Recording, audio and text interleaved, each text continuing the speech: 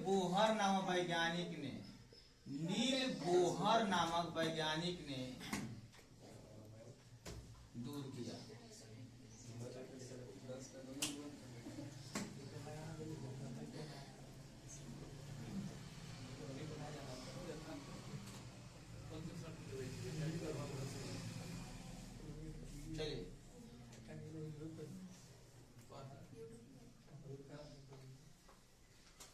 Rutherford का जो परमाणु मॉडल की जो कमी थी, रदरफोर्ड की परमाणु मॉडल की कमियों को नील बोहर नामक वैज्ञानिक ने दूर किए। नील बोहर नामक वैज्ञानिक ने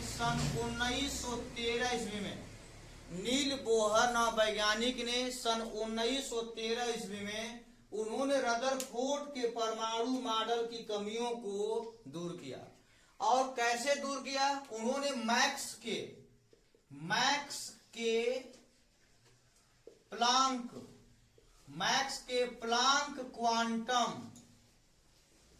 क्वांटम सिद्धांत से इन्होंने रदरफोर्ड के परमाणु मॉडल की कमियों को दूर किया। किसे दूर किया था? प्लांक के क्वांटम सिद्धांत से, या पूरा नाम होता है मैक्स प्लांक क्वांटम सिद्धांत से नील बोहर वैज्ञानिक ने, प्रोफेसर नील बोहर वैज्ञानिक ने रदरफोर्ड के परमाणु मॉडल की कमियों को दूर किया। जिसे पता होगा कि एक परमाणु का नाभिक होता है, वो कैसा होता है? धनावेशित होता है। और नाभिक के चारों ओर इलेक्ट्रॉन क्या करते हैं? चक्कर लगाते हैं। मान लीजिए पहला कक्षा में 2 इलेक्ट्रॉन चक्कर लगाते हैं, ठीक है, 1 2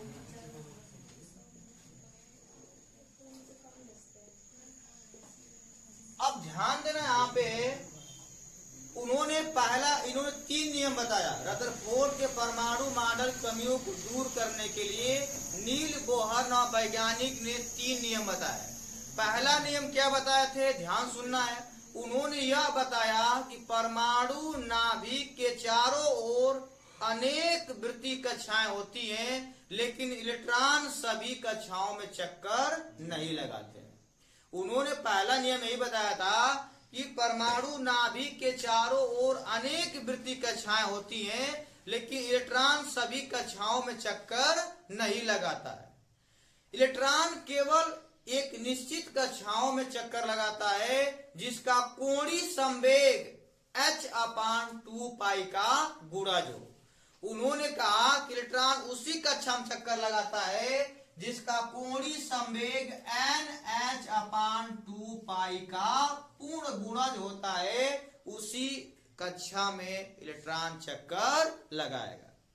तो बाबू सन 1913 ईस्वी में रदरफोर्ड के परमाणु मॉडल की कमियों को नील बोहर वैज्ञानिक ने मैक्स प्लांक क्वांटम सिद्धांत से दूर किए। उन्होंने दूर करने के लिए 3 नियम प्रस्तुत किए।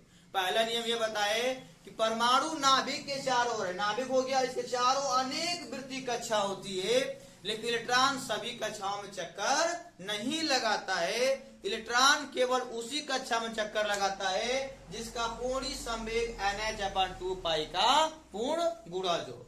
उन्होंने बताया कि अगर मान लेते हैं कि इलेक्ट्रॉन घूम रहा नाभिक के चारों ओर, और उसका द्रव्यमान मान लो कि यम है, और उसकी जो त्रिज्या, इस परमाणु की त्रिज्या क्या हो गई? r हो, और इसका v वेग से चलता है, तो यम भी r बराबर सूत्र हो गया nh/2π। क्या हो गया? कोणीय संवेग यम भी r बराबर nh/2π, जहां यम क्या है? इलेक्ट्रॉन का द्रव्यमान है, r क्या है? परमाणु की त्रिज्या है, ठीक है, और v क्या है? वेग। किस वेग से इलेक्ट्रॉन चक्कर लगा रहा है उसका वेग दिया हुआ है। यन क्या है? यन कक्षकों की संख्या कह सकते हो, या मुख्य क्वांटम संख्या है। यन क्या है? यन को हम कहते हैं मुख्य क्वांटम संख्या, मुख्य क्वांटम, इसे हम संख्या कहते हैं। यच क्या है? यच क्या है? प्लांक नियतांक है। कोई बताए मान कितना होता है? 6.6 गुणे 10 के पावर -34 मात्रा क्या होता है? जूल सेकेंड होता है। ऐसा में तो बाबू पहला नियम आगे समय नील बोहर वैज्ञानिक ने बताया कि परमाणु नाभिक के चारों ओर अनेक कक्षा होती है, लेकिन इलेक्ट्रॉन सभी कक्षाओं में चक्कर नहीं लगाता है।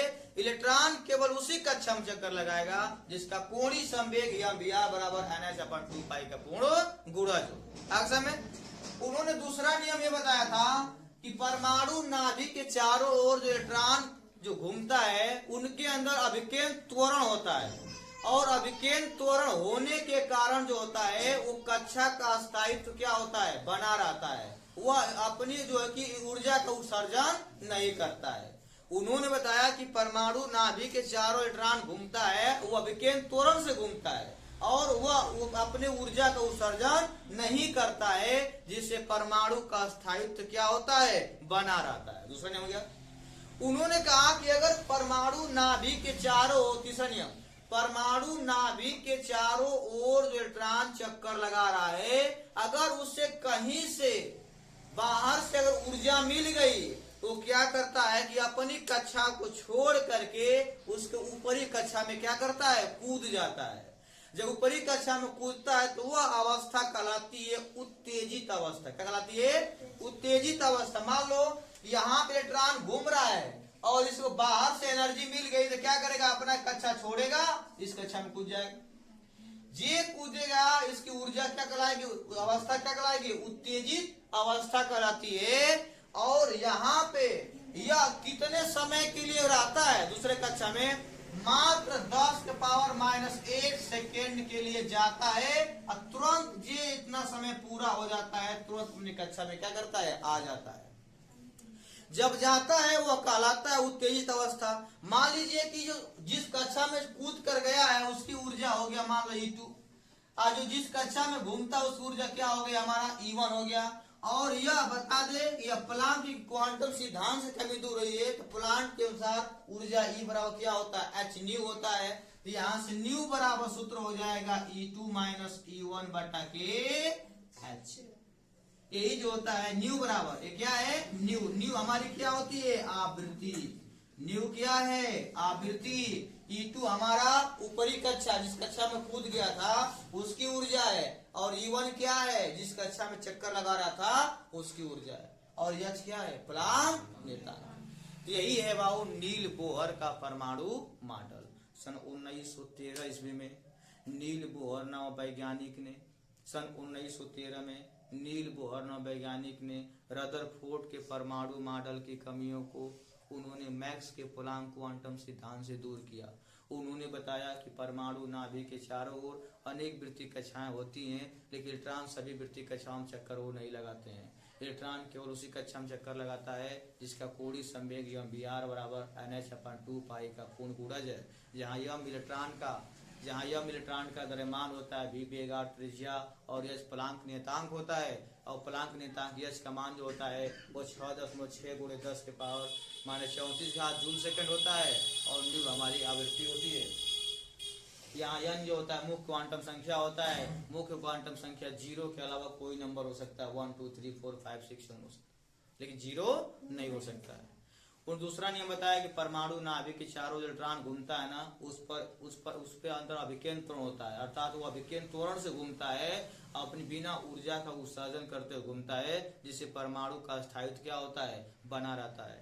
उन्होंने फिर बताया, तीसरा नियम बताया कि अगर मान लो कि कोई भी नाभिक के चारों इलेक्ट्रॉन चक्कर लगा रहा, चक्कर लगाते लगाते अगर उसको मान लो कहीं बाहर से ऊर्जा मिल गई, जी बाहर से ऊर्जा मिल जाती है ना, वो क्या करता है कि अपना कक्षा को छोड़ करके 10⁻⁻10 सेकंड के लिए दूसरे ऊपरी कक्षा में कूद जाता है, और 10⁻10 सेकंड जहाँ खत्म होता है, -10 सेकंड जहाँ खत्म होता है, तुरंत क्या करता है, अपनी कक्षा में आ जाता है। जब अपनी कक्षा को छोड़ करके ऊपरी कक्षा में जाता है तो यह अवस्था कहलाती है उत्तेजित अवस्था। क्या कहलाती है, उत्तेजित अवस्था कहलाती है।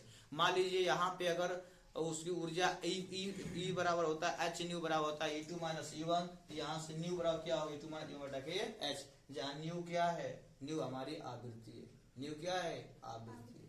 ऐसा में तो नील बोहर नाम वैज्ञानिक ने इसी प्रकार से रदरफोर्ड के परमाणु मॉडल कमियों को दूर किया। आगे समय चलिए नोट